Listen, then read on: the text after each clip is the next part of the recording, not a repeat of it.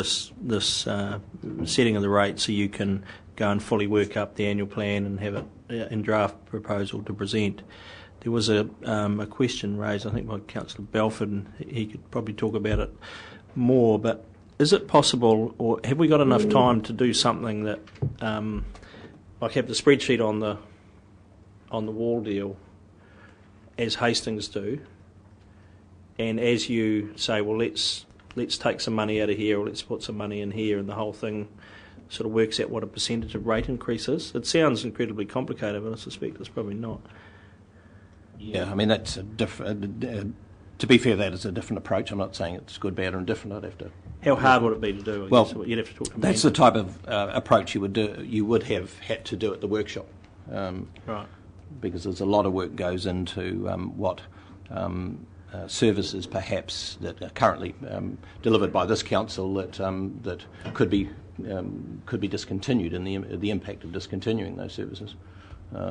So that would take a fair bit of. Development managers would have to be asked to what some of their, in their opinion, what some of their low priority services would be, and the financial implications of reducing that. So that would take considerable time to work through, and then it would have to go up on the board as to these services could be discontinued with the following impacts from a service point of view, and what monies would be yielded if we did that. But that's a relatively big exercise. So considering the scheme nature of a lot of our spending in targeted rating for particular outcomes, i.e. flood control or whatever it may be, are you saying it's possibly, with residual amounts left in accounts, etc., is it not as simple as just sitting here and saying, well, let's take some money out of here and see what it looks like? No. I mean, this paper alludes to managers having gone through the figures and pulled out 174,000 out of general overhead and consultancy costs already. So that exercise has been gone through. I believe that we're down to now saying we provide a service and it costs this. Do you want to continue with it? That's probably where we are in this council. There isn't, in my opinion, after the last 2 years of pulling out overhead costs and consultancy in that sort of area that can be somewhat discretionary, there's no more of those easy, low-hanging fruit. It would be, this is something we do, we think it's desirable. If that money's taken out, well, perhaps we don't do it, which is a service impact. Thank you, Councillor D. Another way of putting that, Mr. Drury, if you could confirm or otherwise, is that you need a 5.6% increase to maintain present levels of service across existing activities. And my understanding is that because that figure's a little higher than, say, last year, there's an element of catch-up because last year, in order to get to the 2.4, there were some costs deferred or put aside that you've had to recover this year. Yes, yes, Councillor. In fact, last year, by pulling that rates back to 2.4, not only were items taken out on a temporary basis, but also we went into this 14-15 year with a core deficit of 250,000, which had to be addressed before we even started to count, to try and get this budget back to close to break even. So that 250,000 was a core deficit, which had to be accommodated this year. Councillor Belford. Mr. Chairman, may I ask, you were one of the other two councillors who were here when this 2.4 increase was struck. Are we basically being asked, as this council, to bear a 5.6% increase because the previous council in an election year couldn't stomach a realistic rate increase? It's a very pointed question, Councillor Belford. We did, well, I can comment on my recollection of that. It was a figure that was driven to more about the figure, less about the services and the consequences of that. You're dead right. So. And you are right. I mean, we now have to work out how we deal with that going forward. that was a decision of the last council. There's 3 of us still here, but 6 are not here. So, Councillor Graham. In fact, because that was one of my questions, really. If you got down to 2.4, and presumably that was you agreed to that, or the council passed it, but in fact you thought it was a poor decision at the time because you made a deficit. Well, we not only made a deficit, but we eroded the rating base. If you erode the rating base when you have an increase the next year, then it's an increase on a smaller base, and our base is small anyway. Going into an LTP will have additional asks and strategies to be funded. So, in my opinion, we need to go into the LTP on a good fact, this rate increase, which is going to be quite difficult for our constituents to stomach, is in line with the 10-year plan, really. Yes, it is. It's actually been notified previously. Yes, that's right, Councillor. My other question, when you, I'm very pleased that you've saved 174,000. I noted that when you had a good hard look at things. It's quite difficult for us to get our heads around all these numbers as new councillors. I'm doing my best to do that. My question is, do we use, if we rates which are effectively working capital, do we use that working capital for any capital projects, or do we use our dividend for capital projects? I mean, how do we merge those two things? Because a lot of people talk about the capital the dividend we get from our capital investments as subsidising rates. I don't approve of that because I see us, all the people, as shareholders. So you can use your dividend how you wish, and if it effectively reduces the rates, then I'm fine with that personally. But I'm not so fine on using, if we're doing that, if that's a policy, on us using rates, which we go for operation, like parks and all the wonderful things we do in here, for capital projects. Do we do that? Well, the majority of the rates go into general funded activities, which is our operations. Okay, a little bit goes into a general funded contribution to capital, and I'm referring to the flood and drainage schemes, where if you have a development in a flood and drainage scheme, it's made up of 2 parts, is up to 70 or 80% made up from the targeted rate to the ratepayers that directly benefit, and then there's a contribution from the general pool, and the general pool is general rates and investment returns. So there is a contribution to those capital projects because it's considered that there is a public good or a small slice of public good on some of those projects, like the flood and drainage projects that protects public highways, for instance. Yeah, okay, I get that.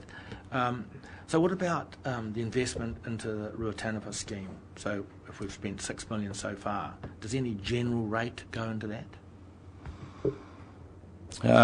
The funds going to the Ruataniwha at the moment, was approved by council that they would go in without a cost initially. So therefore, those funds are being put over, and there's no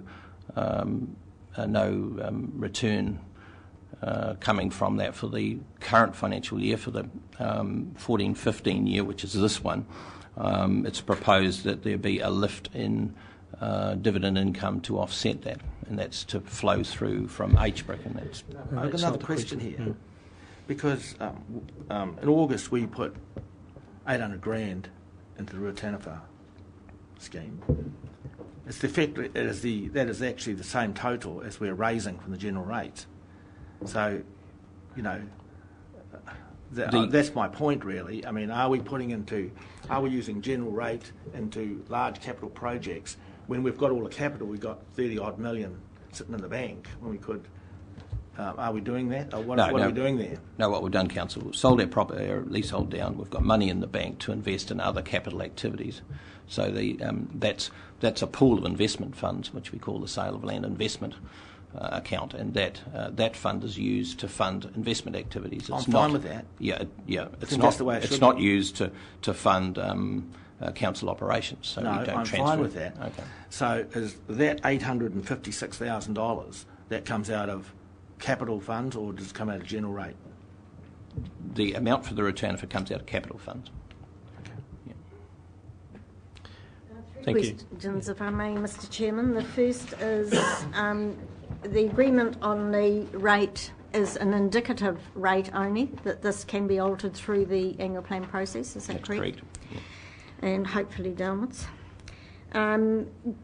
Could you give us an indicative impact on the average urban dweller? And I'm asking that because the most vulnerable people lie within that description. What does this mean in real terms? I haven't worked that out. I haven't got one of you finance staff here who's... I mean, most will be in the general rates.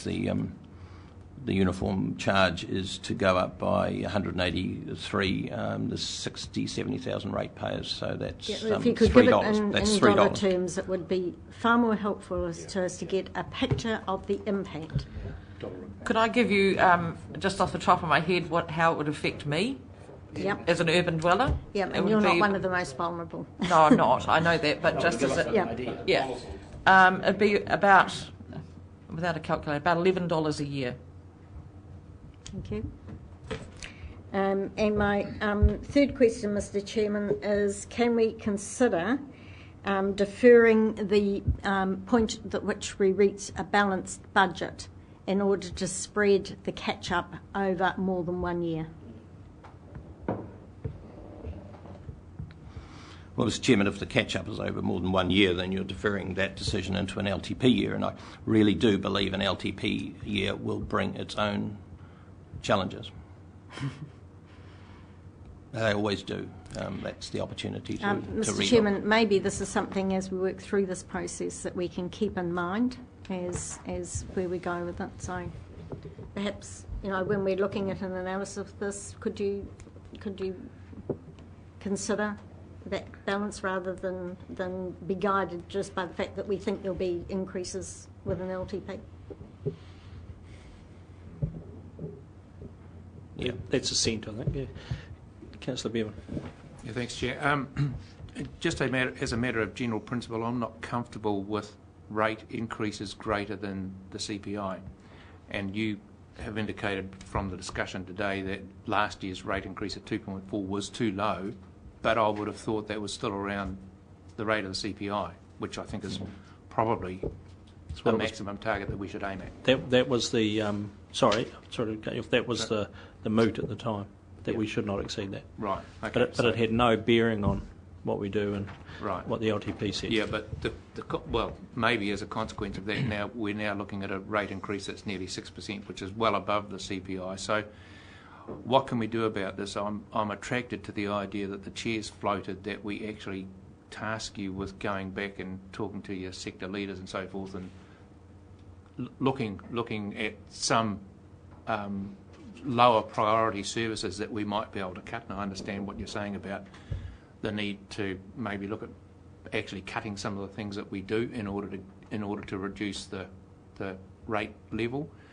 What I'm not sure about from the conversation that you had with the chair is what the time consequences of that are going to be for you to finalise this budget, but I'm attracted to the idea of doing it.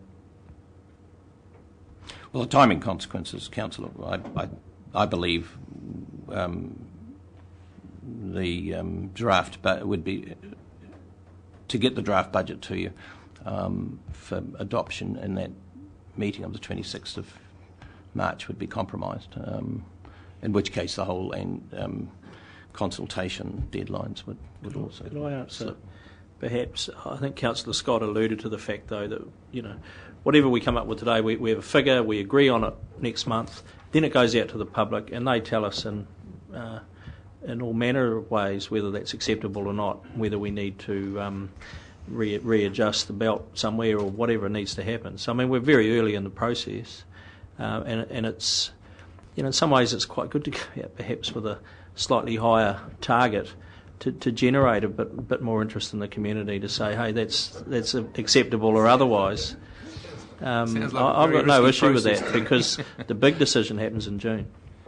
Yeah, okay, so what you're saying, Chair, is that even if we did this, there's still the opportunity to do some pruning somewhere and engage in the process that you suggested, which I think is a good one. The most important component of this whole annual plan process is actually the feedback we get from our community, and let's not forget that. So, any other